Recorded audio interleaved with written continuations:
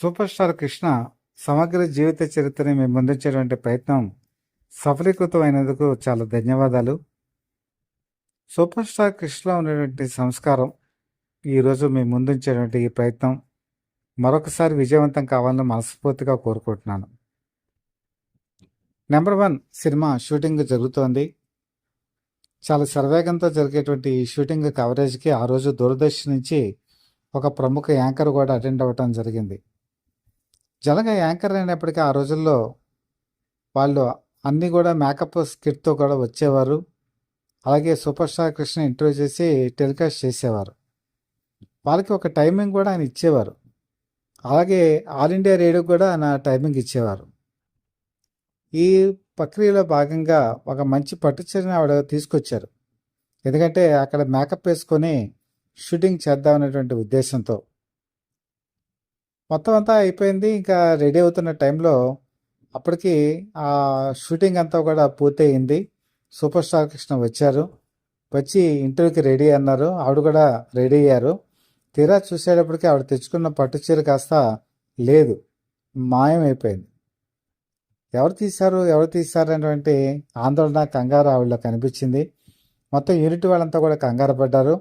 Super star Krishna director S V కృష్ణారెడ్డిని పిలిపించి ఒకటే మాట చెప్పారు.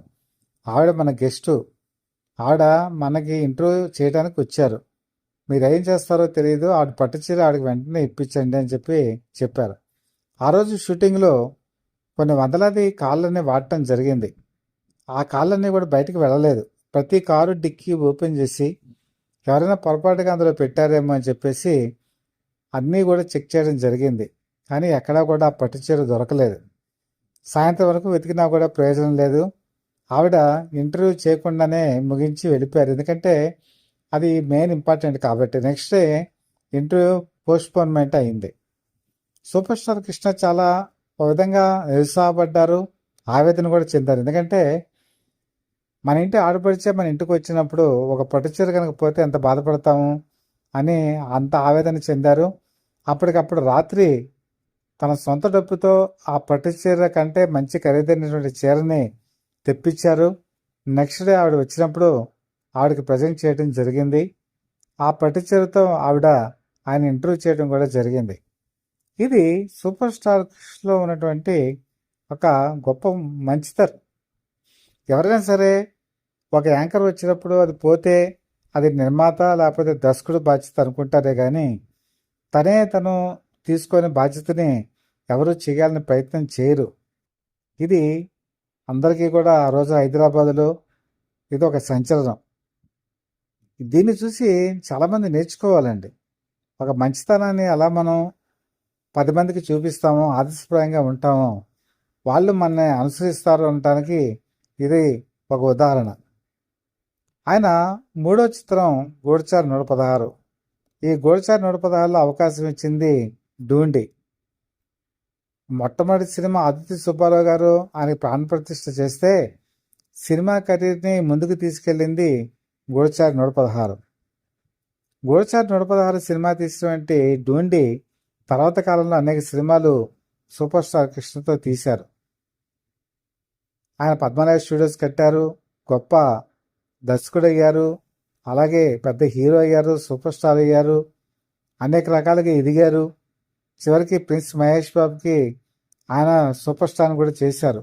ఆ స్టేజ్లో ఉన్నప్పుడు కూడా డూండి తన పరామర్శించడానికి చూడటానికి వస్తే వెంటనే కుర్చీలో వచ్చి లేచి నిలబడేవారు.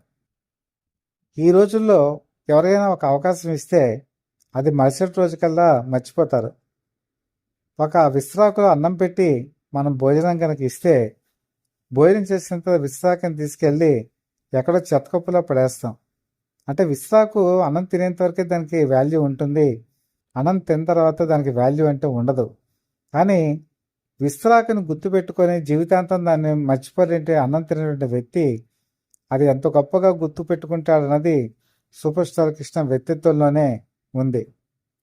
అలాగే వరలక్ష్మి మీకు అందాల రాముడి సినిమాలో బాలనటిగా కనిపిస్తారు. చాలా సినిమాలు బాలనటిగా కనిపించారు. 1990 దశకంలో సూపర్ స్టార్ కృష్ణకి ఆవిడ చాలా సినిమాల్లో చెల్లెలుగా నటించారు. ఒక సినిమాలో ఆవిడని రేప్ చేసేటువంటి సన్నివేశం ఉంది. మెట్ల మీద నుంచి రౌడీ ఆవిడ కిందకి లాగాలి. మెట్ల మీద నుంచి కిందకి లాగేటప్పుడు కింద ప్యాడింగ్ ఉంటుంది. ఆ ప్యాడింగ్ ఉండి లాగినప్పుడు ఏంటంటే ఇబ్బంది లేకుండా దాన్ని చేస్తారనమాట. అలాగే ఫైటింగ్ కూడా అలాగే ప్రొడ్యూస్ చేశారు, కంపోజ్ చేశారు. అలాగే స్టంట్ మాస్టర్ కూడా అలాగే చెప్పారు. కానీ ఆ రౌడీగా వేసినటువంటి వ్యక్తి అమ్మాయి మీద ఉన్నటువంటి కోపంతో కింద ప్యాడింగ్ పెట్టల. అమ్మాయిని కాళ్ళు పట్టుకొని మెట్ల మీద నుంచి కిందకి బరబరా లాగేశాడు. ఒక్కొక్క మెట్టు నుంచి కిందకి లాగుతుంటే నడుము విరిగినంత పని అయిపోయింది. కింద మెట్టుకు వచ్చేప్పటికీ అసలు అమ్మాయి ఫ్రాక్చర్ అయినంత బాధ కలిగింది. చాలా పళ్ళ బిగున కళ్ళమట నీళ్ళ పర్యంతమైంది. ఇది చూసినటువంటి సూపర్ స్టార్ కృష్ణకి నిజంగా చాలా బాధ కలిగింది. వెంటనే ఫైట్ మాస్టర్తో చెప్పి ఆ రౌడీగా నటించినటువంటి ఫైటర్ని అక్కడికక్కడే తీసేయడం జరిగింది. జలగా ఫైటర్స్ యూనియన్ చాలా స్ట్రాంగ్గా ఉంటుంది. కానీ ఆయన వెంటనే తీసుకున్న నిర్ణయం ఏంటంటే ఒక స్త్రీని అవమానకరంగా అమర్యాదగా ప్రవర్తించినందుకు తన షూటింగ్లో లేకుండానే పంపించేశారు. ఇది ఆయనకున్నటువంటి సంస్కారం. తనకన్నా చాలా వయసులో చిన్న, తనకన్నా కూడా హోదాలో తక్కువైనా సరే హోదాను కూడా చూడకుండా తనతో పాటు సమానమైన నటిగా పరిగణించే వరలక్ష్మి ఆవిడకి సమానమైనటువంటి గౌరవం ఇచ్చి ఆవిడకి అవమానం జరిగితే తనకు అవమానం జరిగినట్టుగా భావించి అప్పటికప్పుడు చర్య తీసుకునేటువంటి వ్యక్తిత్వం ఎంతమందిలో ఉంటుంది? ఇవన్నీ కూడా ఆన్ రికార్డెడే. ఎక్కడ కూడా మీకు చాలా ఇంట్రెస్ట్లో అవి కనబడతాయి. మనం పరిశీలిస్తే కూడా తెలుస్తాయి. వీటన్నింటినీ క్రోడీకరించి మీ ముందుంచుతున్నాను. ఒక వ్యక్తి నిండుతనం, మంచితనం, హుందాతనం అతని వ్యక్తిత్వం బట్టే తెలుస్తుంది. సూపర్ స్టార్ కృష్ణ జీవిత చరిత్ర మనం ఎన్నిసార్లు చదివినా ఎన్నిసార్లు విన్నా కూడా ఏదో ఒక కొత్త విషయం మనకి తెలుస్తూనే ఉంటుంది. ఒక కొత్తగా విన్నట్టుగానే ఉంటుంది. ప్రముఖ దర్శకుడు ఎస్టీ లాల్ ఎన్టీ రామారావుతో అనేక సినిమాలు దర్శకత్వం వహించారు. మీరు కనుక చూస్తే నిప్పులాంటి మనిషి, అలాగే మగాడు, నేరం నాది కాదు ఆకలిది, ఇవన్నీ కూడా రీమేక్ సినిమాలే. కానీ ఆయన కూడా సూపర్ స్టార్ కృష్ణతో ఒక రీమేక్ సినిమా చేశారు. ఏక్ సే బడకర్ ఏక్ అని చెప్పేసి అమితాబ్ బచ్చన్, వినోద్ ఖన్నా నటించినటువంటి ఈ హిందీ సినిమాని తెలుగులో రీమేక్ చేసినప్పుడు సూపర్ స్టార్ కృష్ణని మెయిన్ లీడ్కి తీసుకున్నారు. మోహన్ బాబును కూడా వన్ ఆఫ్ ది హీరోగా తీసుకున్నారు. సత్యాన్ని కూడా కీలక పాత్ర వహించారు. ఇందులో జయచిత్ర కూడా హీరోయిన్గా నటించడం విశేషం. ఇందులో మహానటి సావిత్రి కూడా ఒక ముఖ్య పాత్ర వహించారు. ఈ సినిమా తీస్తున్నప్పుడు ఎస్టీ లాల్ డబ్బింగ్ డేట్ కూడా నిర్ణయించేశారు. సూపర్ స్టార్ కృష్ణ కూడా డేట్స్ ఇచ్చేశారు. అలాగే జయచిత్ర కూడా డేట్స్ ఇచ్చేశారు. అంతా అయిపోయింది, రెడీ అయిపోయింది. ఇంకా డబ్బింగ్ చెప్పాలనుకున్న టైంలో ST Lal super star Krishna దగ్గరికి వచ్చారు. ఏమనుకోకుండా ఉంటే ఒక చిన్న మాసారి కొద్దిగా డబ్బింగ్ మనం పోస్ట్పోన్ చేసుకుందామా అని అడిగారు. ఎందుకని అడిగారు సూపర్ స్టార్ కృష్ణ. ఏం లేదు సార్, మీకు ఇవ్వాల్సినటువంటి అమౌంట్ నాకు ఇంకా కూడా అడ్జస్ట్మెంట్ కాలేదు, అలాగే జయచిత్ర కూడా అవ్వలేదు, కాబట్టి మీకు కొద్దిగా టైం ఇస్తే నేను అప్పుడు డబ్బింగ్ పెట్టుకుంటాను అన్నారు. ఆ రోజుల్లో ఆనవాయితీ ఏంటంటే ఫైనల్ అమౌంట్ ఇస్తేనే అప్పుడు డబ్బింగ్ చెప్తారు ఆర్టిస్టులు. ఫైనల్ అమౌంట్ ఇవ్వకపోతే మాత్రం డబ్బింగ్ చెప్పరు. సూపర్ స్టార్ కృష్ణ అన్నారు, అదేంటి, నాకు డబ్బులు ఇవ్వాల్సిన అవసరం లేదు, మీ సినిమా రిలీజ్ అయ్యి మీకు అంతా వచ్చిన తర్వాత అప్పుడు నాకు డబ్బులు ఇద్దరు కానీ అని చెప్పి అన్నారు. నేను డబ్బింగ్ చెప్పేస్తాను అన్నారు. మరి జయచిత్ర విషయం సార్ అన్నారు. జయచిత్రకి ఇవ్వాల్సింది కూడా నేను మాట్లాడతాను, ఆవిడ కూడా సినిమా నిర్మాణం పూర్తయ్యి రిలీజ్ అయిన తర్వాతే తీసుకుంటారు అని చెప్పేసి ఆవిడ తరఫున కూడా హామీ ఇచ్చారు. అలాగే ఆవిడతో మాట్లాడారు కూడా. ఇలాగ వాళ్ళిద్దరూ కోఆపరేట్ చేసి సినిమా రిలీజ్ అయిన తర్వాత ఓవర్ఫ్లో అమౌంట్ ఏదైతే వచ్చిందో ఆ అమౌంట్ని అడ్జస్ట్మెంట్ చేసి ఎస్టీ లాల్ వాళ్ళకి పేమెంట్ ఇవ్వడం జరిగింది. ఆ విధంగా సినిమా పూర్తయింది. అంటే ఒక దర్శకుడికి, నిర్మాతకి సూపర్ స్టార్ కృష్ణ ఎలా సహకారం అందిస్తారు అనడానికి ఇది ఒక ఉదాహరణ. ఇదే కాదని చాలా ఉదాహరణలు ఉన్నాయి. మీకు తెలియచేయడానికి ఒక ఉదాహరణ చెప్పాను.